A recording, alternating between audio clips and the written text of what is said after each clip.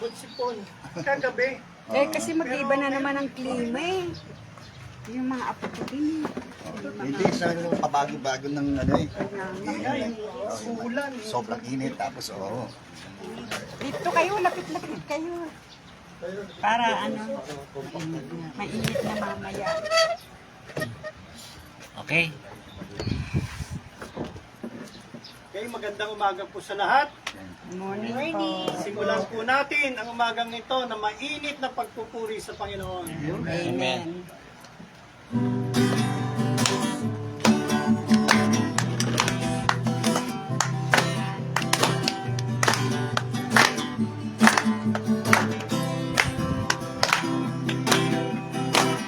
Sa bawat umagang kay ganda, simulang magpuri sa Kanya. Itaas ang kamay, tumawin.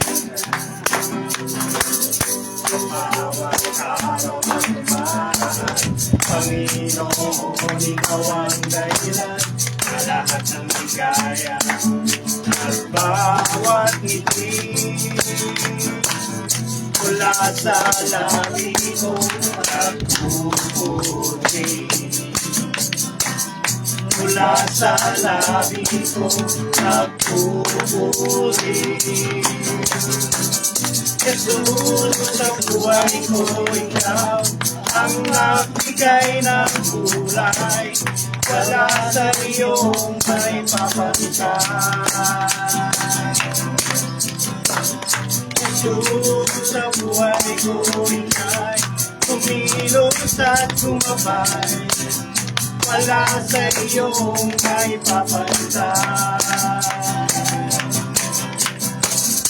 Sa bawat umagang kailan ka, simulang magpuri sa Kanya. Itaas ang kamay at tumawin niya. Sa bawat araw na tumaan, Panginoon, Ikaw ang dahilan sa lahat ng ligaya at bawat ngiti.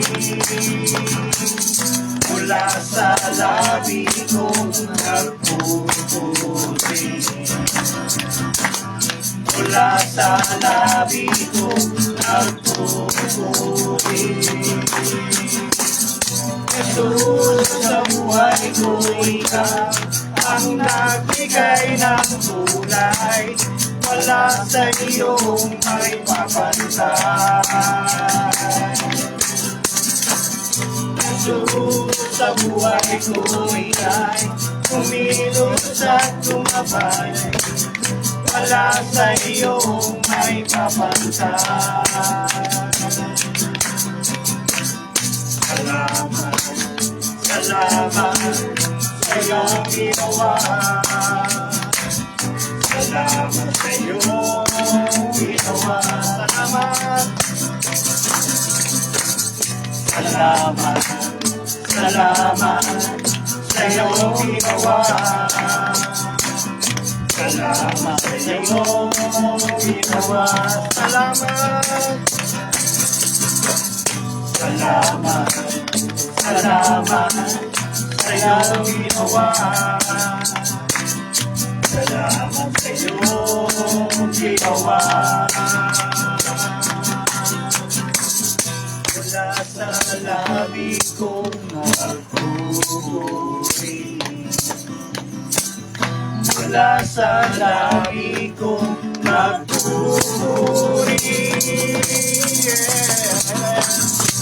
Jesus, sa buhay ko ikaw ang nagbigay ng kulay.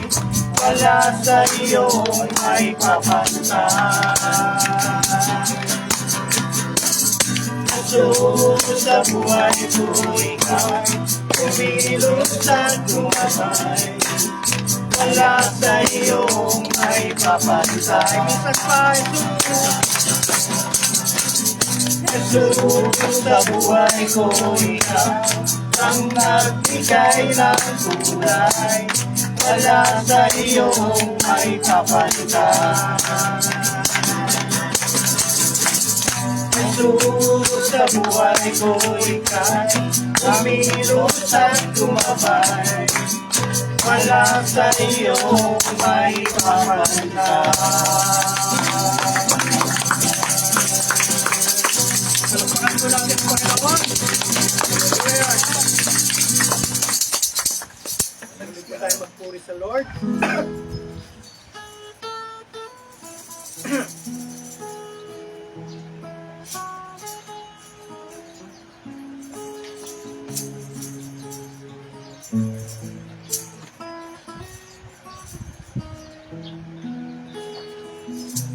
Lumalapit ako, magpupuri sa'yo. Nais kong madama ang presensya mo. Umaawit ako, magtatapat sa'yo. Jesus, Diyos ka ng buhay ko. Lalapit ako, lumalapit ako, magpupuri sa'yo. Nais kong madama ang presensya mo. Umaawit ako, magtatapat sa'yo. Jesus, Diyos ka ng buhay ko. Awitin ang pag-ibig mo, sasamba sa Espiritu. Sambit nitong labi, matamis na ngalan mo. Jesus, Diyos ka ng buhay ko. Hallelujah. Hallelujah, pupurihin ka. Kami sa'yo ay sasamba. Ay sa'yo, itong puso ko. Diyos ka ng buhay ko.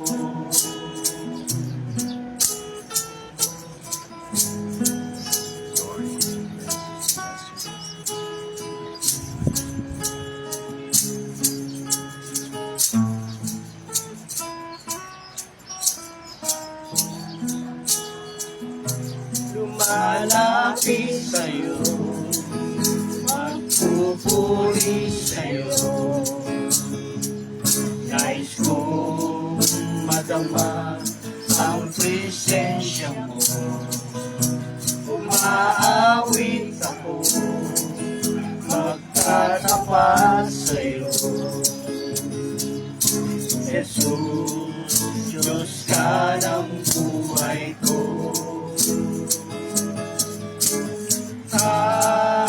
Awitin ang pag-ibig mo, sasamba sa Espiritu.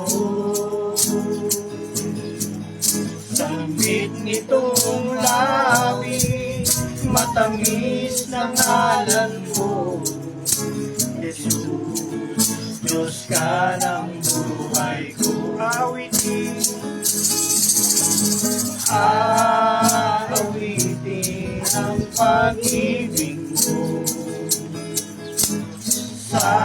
sasamba sa Espiritu. Sambit nitong labi, matamis na ngalan mo. Jesus, Diyos ka ng buhay ko. Hallelujah. Hallelujah, pupurihin ka. Kami sa'yo ay sasamba. Aawit sa'yo itong puso ko. Jesus, Diyos ka ng buhay ko.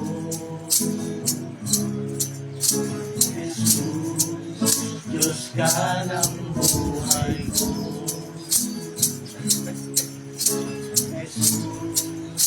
Diyos ka ng buhay ko.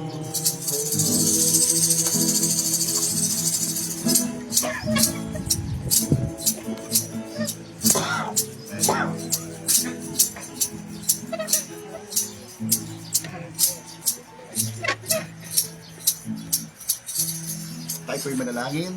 Purihin ka, Panginoon, aming Ama. Patuloy po kaming sumasamba, nagpupuri, nagpapasalamat sa iyong kadakilaan, sa iyong kabutihan, sa iyong katapatan sa aming pong mga buhay, Panginoon. Salamat muli sa pagkakataong muli kami sa aming pagtitipong ito ay maasahan po namin ang iyong pakikisama ng iyong banal na Espiritu. Panginoon, patuloy din ang iyong mga salita ay mangusap sa amin sa umaga po ito. Galing kami dito tungo doon sa mas malalim naming pagkakilala sa iyo at matutunan namin, Panginoon, ang tunay na kahulugan ng aming pong pagsamba sa iyo, Panginoon. Maraming pong salamat, Panginoon, sa mga oras na ito, sa ngalan po ng Jesus na aming Panginoon at aming pong tagapagligtas. Amen. Amen.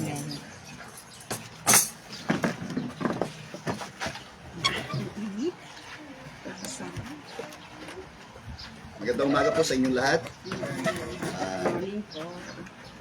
Salamat sa Diyos sa magandang panahon, no? Binigay siya sa atin, bagamat may pabago-bago ng panahon na marami siyang dudulot siya sa atin ng ilang mga sakit, no, na ating pong nararanasan sa mundong ito.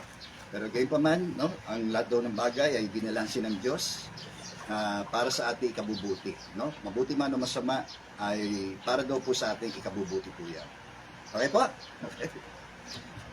So, nice kong mamagitan ng mensahe po ng Diyos sa umagang ito, the mark of a true disciple. No? Ang tanda ng isang tunay ng pagiging alagad.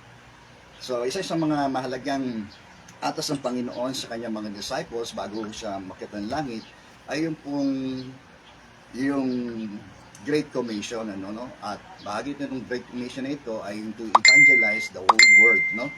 Upang may pangaral na mabuting balita sa lahat ng nilalang, no, na lahat ng tao.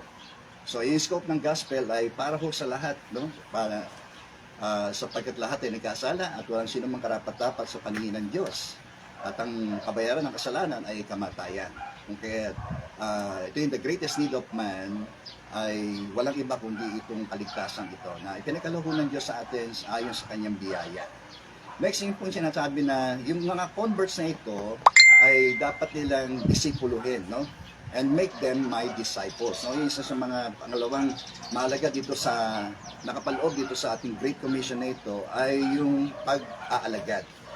So, ito ay napakahalaga. Maging ang ating Panginoon sa Kristo ay binigyan niya tayo ng magandang halimbawa ng discipleship. Ano po? At alam ni Jesus na mas mapalalaganap niya at mabilis, no, na napapalaganap una-una yung pangangaral ng Ebanghelyo at gayon din itong katuparan ng kanyang layunin ito ng pag-aalagad.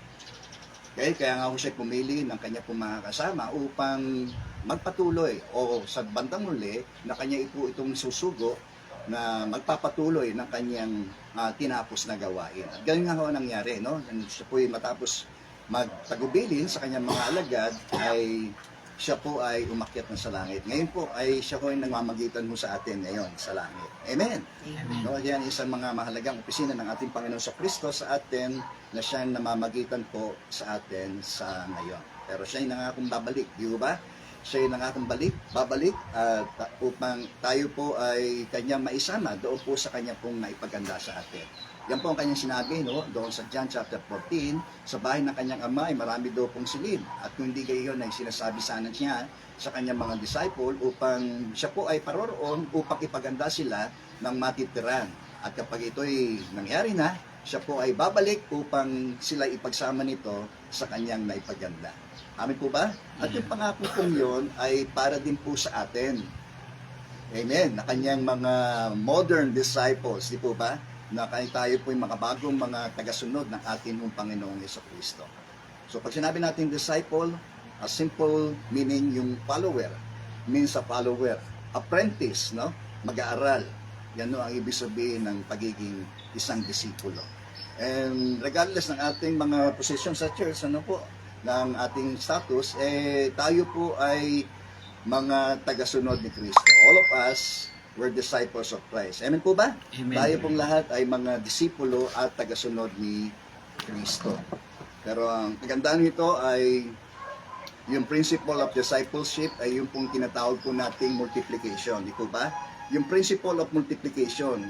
Kahit nung ang Diyos ay inatasan yung unang tao na sila ay magpakarami, di ba? Punuin nyo ng aking mga supling ang buong daigdig, di ba? Yung principle of discipleship naroroon di po ba? At yung prinsipyong ito ay mag-multiply. Tayo ay mag-reproduce. Ano po? Ng kapwa natin magiging mga tagasunod ni Kristo. Hindi lang tayo mag-produce ng converts, kundi mag-produce tayo ng mga disciples. Amen? Nakuha niyo po? So tayo din mga Kristiyano, tayo ay dapat na committed tayo na hindi lamang may pangaral ang mabuting balita ng pagliligtas ni Kristo, kundi maging committed tayo sa pagdidisipulo dito sa mga magiging mga converts na ito natin. Tayo man ang gamitin ng Diyos para sa kanila o may mga ibang tao na maaaring gamitin ng Diyos para magayag sa kanila ng ebanghelyo. And then, maaaring tayo na rin ang siyang maging tagapag-alaga, tagapagturo nila at tagapaghubog tungo doon sa pagiging tulad ni Kristo. Amen. So, that's the purpose of discipleship. Di ba? So, ngayon, ito yung tanda ng pagiging isang mabuting disipulo.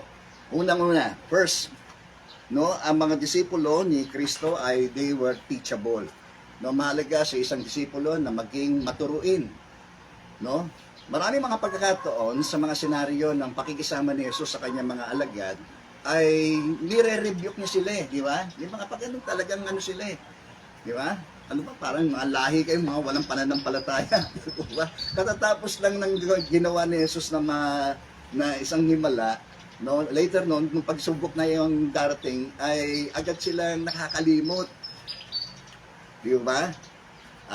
Purin po ang Diyos sapagkat kahit nire-rebuke sila ng Diyos openly, yung willingness nila na to be teachable ay naroroon.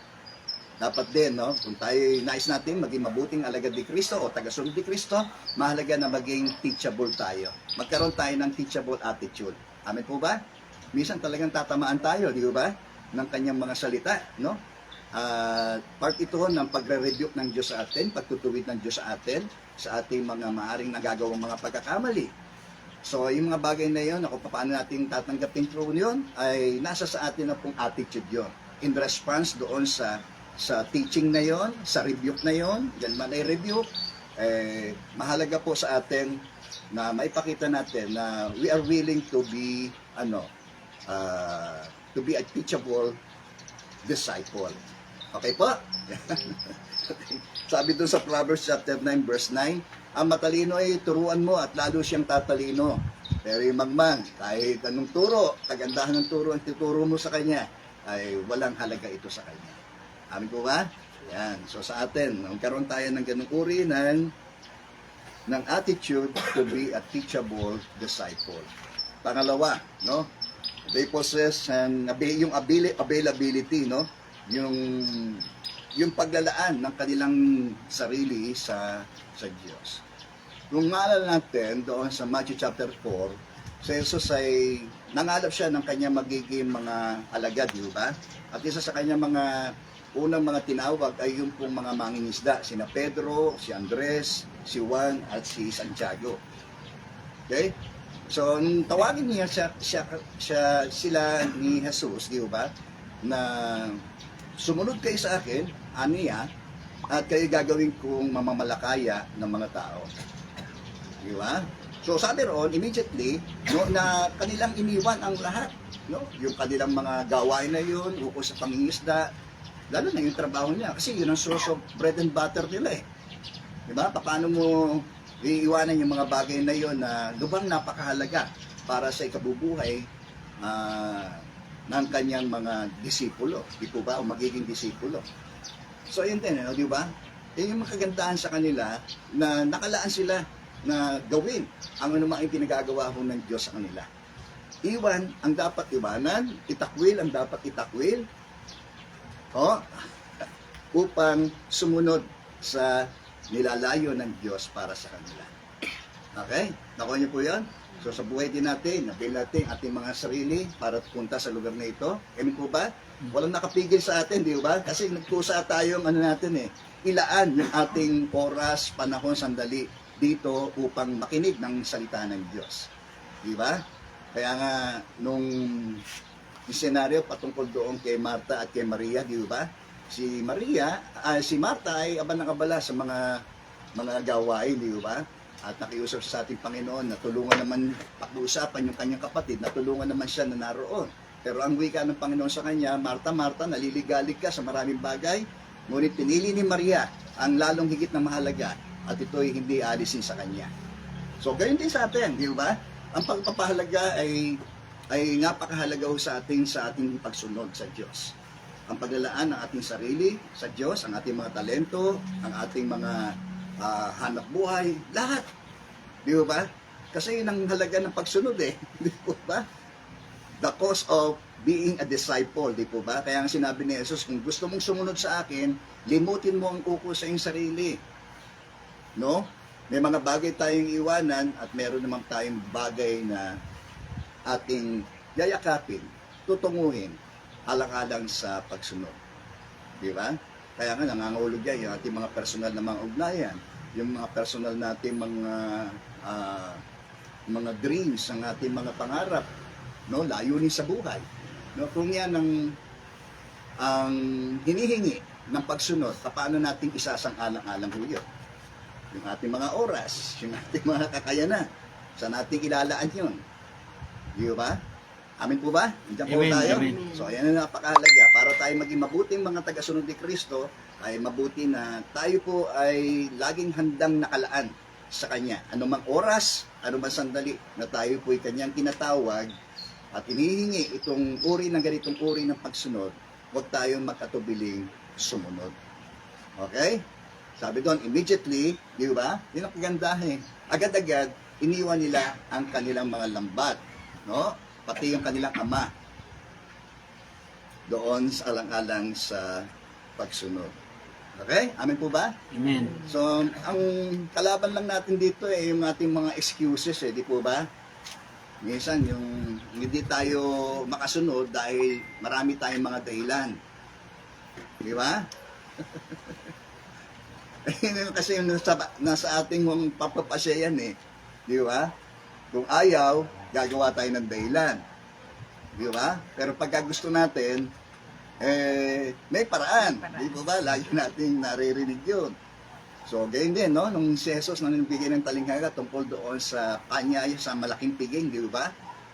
Na sinugo niya ang kanyang mga alipin upang anyayahan yung mga tao na makadalo doon sa piging na yon.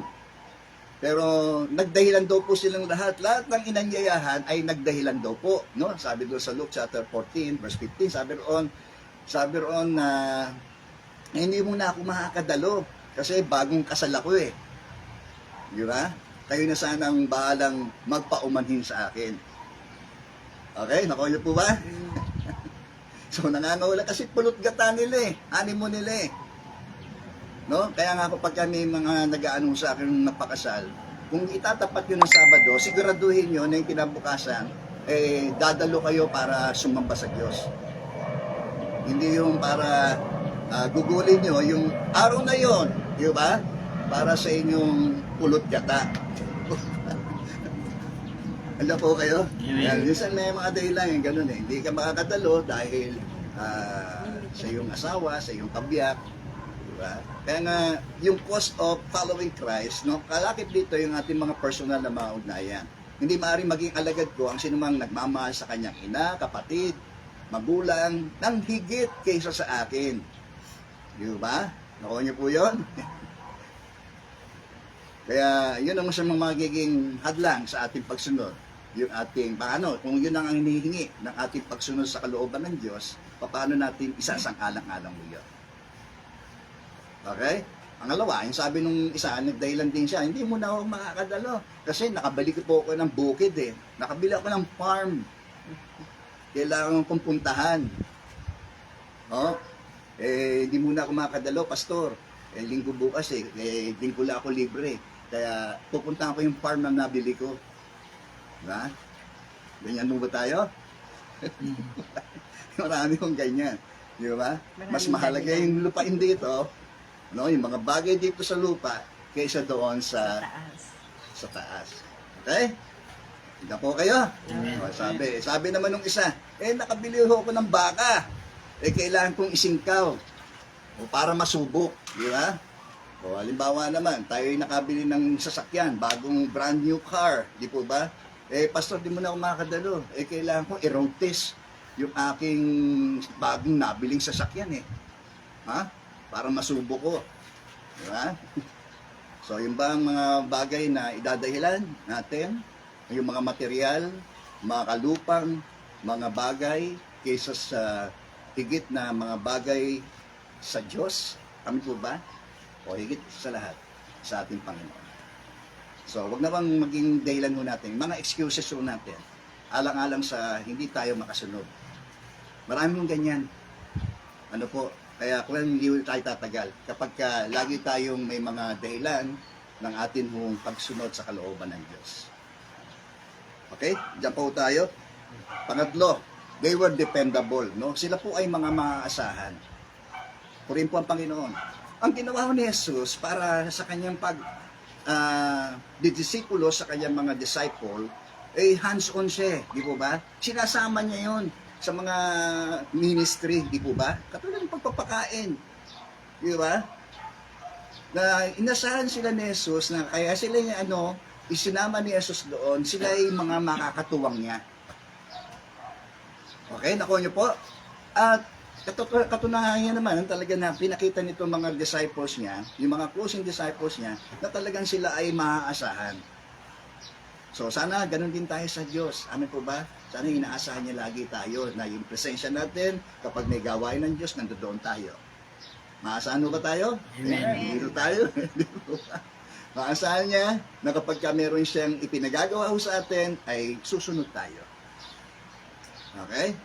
Yan ang sama ang marinig natin sa Diyos, no? Na naging tapat tayo sa atin ng mga inuutos ng Diyos para sa atin. Alam mo, personal naman dealing ng Diyos sa atin, no? Siguro, as a whole, tayo ngayon doon, pero personal ang dealing ng Diyos sa atin. Okay? Itong ginagawa natin to, part of discipling na rin ito Di ba? Ako natuturo sa pamagitan ng Espiritu Santo, amin po ba, dumadaloy na lamang, and then kayo, mga nakikinig, no?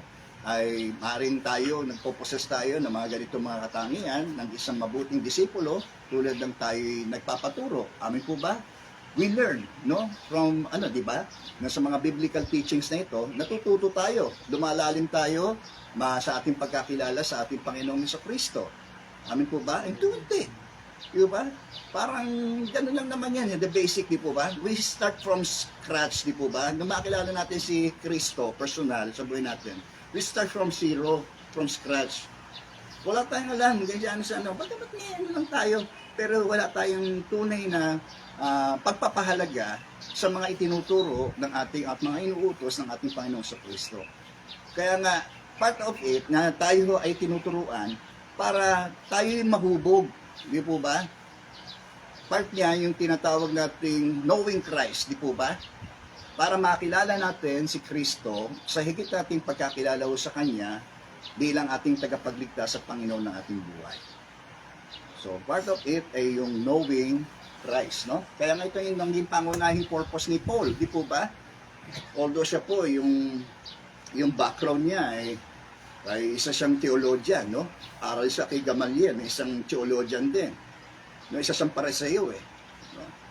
So sa religious aspect ng buhay ni Apostol Pablo, meron siyang ganong uri ng mataas na pagpapahalaga sa kanyang reliyon.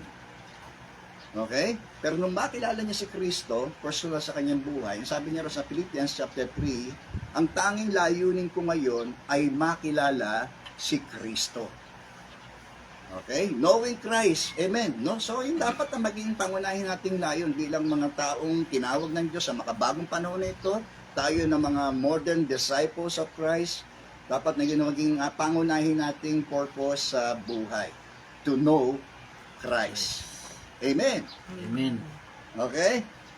Pangalawa, no, hindi lang to know Christ, kundi to grow in Christ, no? Na tayo ay dapat na lumalago sa ating pagkakilala kay Kristo. Di ba? Sabi ni Pedro sa kanyang sulat sa 1 Peter chapter 3, verse 18, ayon sa kagandahang loob ng Diyos ay magsilago kayo. Amen. Grow in Christ, no? Okay, knowing, growing, amen. And then, as you continue, habang tayo nagpapatuloy, ay dapat tayo ay mag-serve kay Christ, no? Meron tayong mga kanya-kanyang mga kakayanan ipinagkaloob ng Diyos sa atin. Ito yung tinatawag natin ng mga spiritual gifts, no? Habang inaalam natin, kinikilala natin si Kristo, habang sumusunod tayo kay Kristo, habang lumalago tayo kay Kristo, natutuklasan natin yung ating mga kaloob, ito yung mga kakayanan na magagamit po natin sa paglilingkod natin sa katawan ni Kristo. Okay? Ito yung tinatawag nating ministry. Amin po ba? Nakukuha natin? So, yun yung sinasabi nating serving Christ. No? Tayo tinawag ng Diyos hindi lamang para maligtas, kundi tinawag tayo ng Diyos upang maglingkod sa Kanya. Okay po? Ayan. So, nagsisimula tayo doon sa pagiging disciple. Taga-sunod lang. Simple as that. Ganun lang. We start from scratch, di po ba? At yung mga learnings natin regards doon sa mga primary teachings of Christianity, tulad ng kaligtasan, assurance of salvation, baptism, repentance. Yun ang mga basic teachings of Christianity. Di po ba? And then later on, lumalalim tayo sa pagkakilala natin. No? As we search the scriptures, di po ba? As we study the scriptures, di po ba? Patuloy tayong lumalalim ng ating kaalaman, okay? Patungkol sa Diyos, sa kanyang mga utos, sa kanyang mga precepts, sa kanyang mga principles, at sa kanyang mga promises. Di ba? Lumalago tayo roon. Okay? So in the end, nakikinabang tayo and as we grow, no, in our relationship with God, no, through Christ, di ba? Lumalago rin yung ating relasyon natin sa ating kapwa, sa body of Christ. Tayo sa katawan ni Kristo. Okay? And through serving, na yung ating mga kaya mahalaga rito yung involvement natin Yung involvement natin sa gawain, sa ministry. Yan. Huwag lang tayong taga-taga na natin Kristiyano, taga-upo pa rin tayo, taga-pakinig pa rin tayo. Dapat ngayon ay mga maaring taga-pagsilbi na tayo. We are part of the ministry of the body of Christ. Amen po? Yun ang layo ng Diyos sa atin, to grow. No? Lumago tayo and to serve Christ. No? Sa ministry at doon po sa mission natin sa labas. Purihin po ang Panginoon. Okay? At yung pang-apat ay yung sharing. Okay? Yun know, makakita natin na napakalaking bahagi po ng ating pagpapatotoo ay yung ating pagbabahagi ng Ebanghelyo sa iba. Ito may kinalaman din doon sa pangako ni Jesus ng kanyang pagbabalik, di po ba? Doon sa Matthew chapter 20 po, kapag daw po ang Ebanghelyo ay naipangaral na sa lahat ng bansa at ito'y napakinggan ng lahat, saka darating daw po yung wakas. Amen. So ngayon, di na rin natin matatawaran dahil sa tulong na rin ng social media, di ba? Ng ating technology, ay yung dissemination of the gospel ay napapalaganap Ibig sabihin nun, talagang mas madali nang mapakinggan ng tao yung mensahe ng Ebanghelyo. Okay, pero depende na sa tao yun kung tatanggapin niya o hindi. Di ba? Ayan. Ang mahalaga, napakinggan niya. Kaya wala na siya may dadahilan Kaya sabi roon si Paul doon sa Romans chapter 1 verse 18, man is without excuse. Hindi niya sabing magdadahilan pa siya. Hindi ko napakinggan, Lord. Hindi. Lahat ay hayag sa paningin ng Diyos, no? Kung tayo may tumanggi, may mga taong maaari siyang ginamit para mapakinggan natin to. At kung tayo ay tumanggi o tumanggap, ay depende na ho yan. At alam mo ng Diyos yun. Okay po? Diyan po tayo. So ano po yun? Knowing Christ, no? Pangalawa, growing in Christ, and then serving Christ, and sharing Christ. Okay po? Yan. So, i-avail natin yung ating oras, lakas, hanggat may pagkakataon, gawin na ho natin yung pinakamabuti. No, kaya kung may gawain ng Panginoon, mas mainam na tayo po yung nandoon sa gawain ng Diyos, kaysa nandoon tayo sa mga gawain makasanlibutan. Mas mainam na dumating si Kristo na nandito tayo. Ano po? Sa mga pagtitipon ho natin.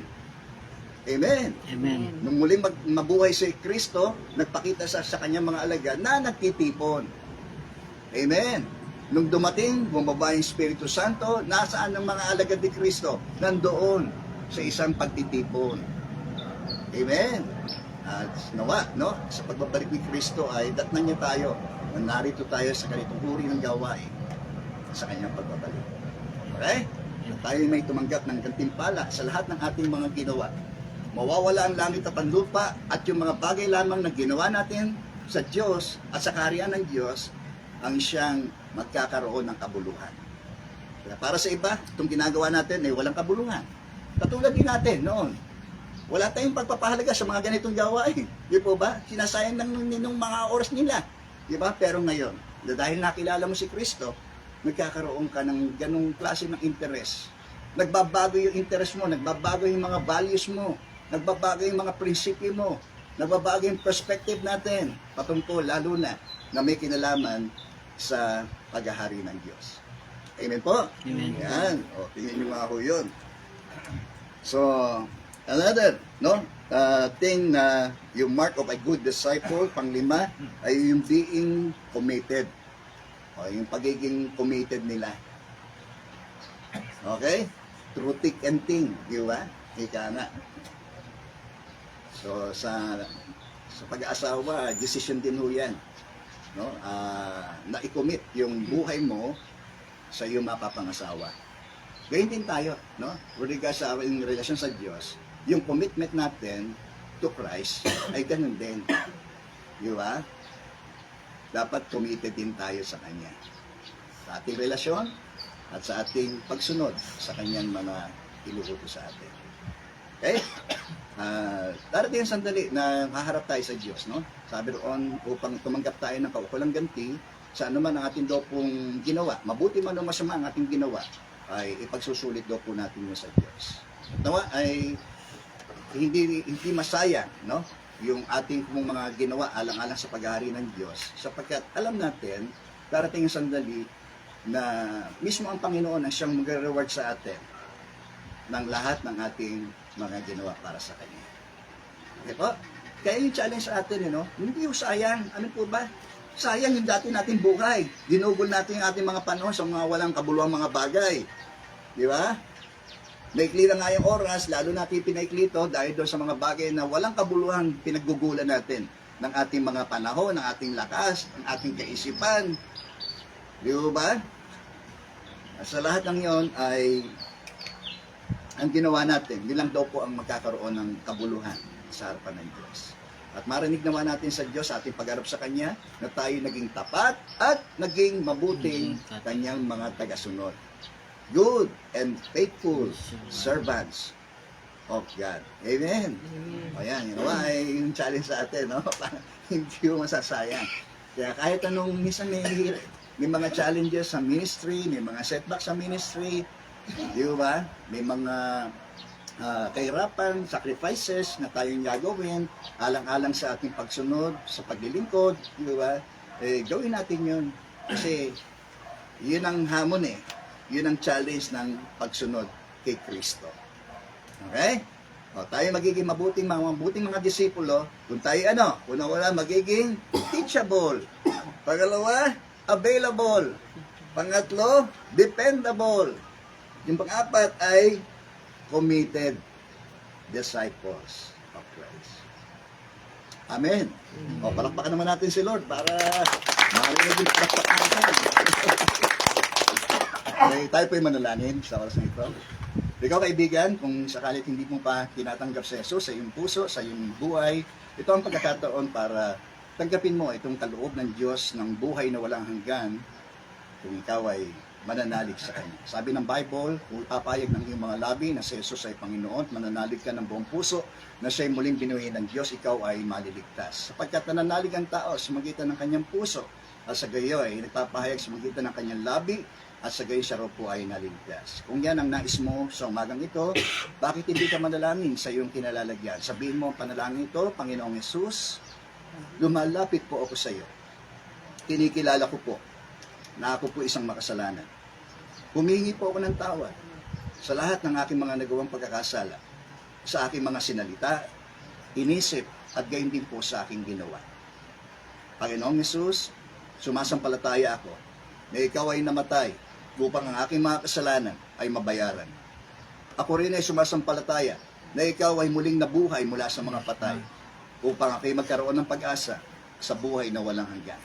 Tinatanggap kita sa aking puso, Panginoon, bilang aking tagapagligtas at Panginoon ng aking buhay. Simula ngayon, Panginoon, ako'y susunod sa iyo. Simula ngayon, Panginoon, ikinukumit ko po ang aking buhay sa iyo po lamang. At ayon sa iyong pangako, Panginoon, ang sinumang nanalig sa iyo ay may buhay na walang hanggan. Marami pong salamat sa pangalan ni Jesus. Amen. Ako na lamang po mananalangin. Salamat, Ama, sa iyong pagpapaalala sa amin na kami nga ay magkakaroon ng mabuting tanda ng pagiging isang tagasunod ni Kristo kung kami po ay magiging teachable sa aming pong buhay pananampalataya. Kami rin, Panginoon, ay handang makailaan ang aming mga sarili sa iyo, Panginoon. Ang aming kalooban, ang aming puso, ang aming kakayanan, ang aming mga possession, Panginoon, sa anumang mga bagay na ito, ay lalo po namin maibigay, mailaan ang aming mga buhay sa iyo, Panginoon. Gayon din, Panginoon, tunay nga po na hiningi mo rin po sa amin na kami po ay pong maasahan, Panginoon. Lalo na po sa pagpapalaganap ng iyong mga salita, Panginoon, sapagkat yan po ang inyong sinabi na we will be your witnesses throughout Jerusalem, Judea, Samaria, at hanggang sa dulo ng daigdig, Panginoon. Salamat, O Diyos, sa pribileyo na kami po ay maging witnesses, Panginoon. At ma-share namin, Panginoon, ang the greatest of need of man, Panginoon, ay ang iyong pagliligtas na ginawa, Panginoon, sa amin. At salamat din po, Panginoon, sa kami ay makapaglaan, maging mai-commit namin ang aming mga buhay sa iyo, Panginoon, sa magitan ng aming pagkakilala sa iyo, Panginoon, sa aming pamagitan ng aming paglago, gayon din ang aming paglilingkod, at aming pong pagbabahagi ng iyong ebanghelyo, Panginoon. Salamat po, O Diyos. Pagpalain mo aking mga kapatid na ito, puspusin mo kami patuloy ng iyong kapangyarihan sa magitan ng Espiritu Santo, Panginoon, at tulad na maranasan ni Pedro noon, O Diyos, ay maranasan din namin, Panginoon. Ang kapuspusan at kapangyarihan ng Espiritu Santo ay amin pong maranasan sa mga sandali po ito. In the name of Jesus. In the name of Jesus. Oh God. Salamat po aming Ama. Katagpuin mo rin po, Panginoon, ang pangangailangan po ng bawat isa po sa amin. Ano man, may mga karamdaman man kami nararamdaman, Panginoon, ipuin po ninyo ang aming mga katawang lupang ito sa bahagi ng may mga karamdaman sa amin mula sa loob hanggang sa labas. Lord God, in the name of Jesus. Touch us, Lord. Touch our bodies in the name of Jesus. Glory be to God. Glory be to God. Salamat po, Panginoon. Sa lahat, palakasin mo ang aming buhay espiritual, Panginoon, upang makatagal kami sa aming mga pakikibaka. Kami, O Diyos, ay matagumpay pa rin, Panginoon, may tuturing para sa iyong kalwalatian. Muli, aming Ama, pinakakatiwala po namin sa iyo ang the rest ng aming pong fellowship na ito. We bring you back all the praises, glory, and honor, Panginoon, sa pangalan po ng iyong anak na si Jesus, na aming Panginoon at aming pong tagapagligtas. Amen. Amen. Okay, kaway. Yan, kaway. Ada. Ito yung mga gwapo, mga ano. Yan. Pakita ang kagwapuhan. Ito yung mga beauties naman, oh. Hindi natin kakaligtaan yung mga beauties. Okay. Siyempre. Muli po natin pasalamatan ng Panginoon sa pag-ibig niya sa atin.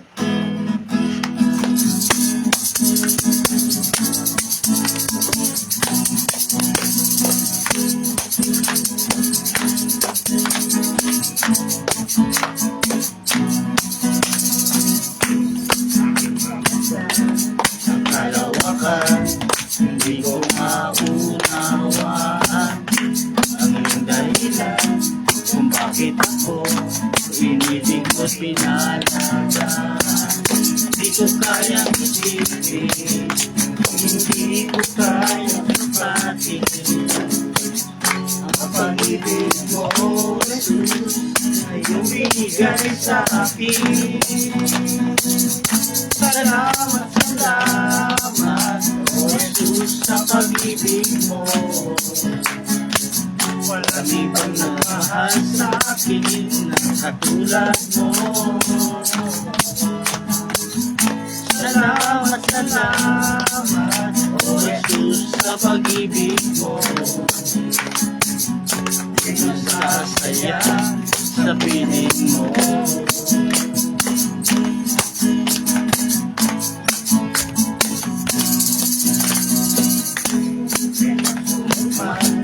O kaibigan, ako ay lalapitan. Tanging sandigan, mabayan. Di ko kayang isipin, hindi ko kayang sukatin ang pag-ibig mo, Jesus, na iyong binigay sa akin. Salamat, salamat, O Jesus, sa pag-ibig mo. Walang ibang nagmahal sa akin ang katulad mo. Salamat, salamat, O Jesus, sa pag-ibig mo. Ako'y masasaya sa piling mo. Buhay ko na hininga, buhay ko na sa'yo sumamba. Wala nang ibang naraisip pa, kundi masalamatan ka. Buhay ko na ang ulihin ka, buhay ko na ang sa'yo'y sumamba. Wala nang ibang maraisin pa, kundi masalamatan ka. Salamat, salamat, O Jesus, sa pag-ibig mo. Walang ibang nagmahal sa akin katulad mo. Salamat, salamat, O Jesus, sa pag-ibig mo. Ako'y magsasaya sa piling mo. Ako'y magsasaya sa piling mo. Ako'y magsasaya sa piling mo. Amen, amen. Thank you, Lord.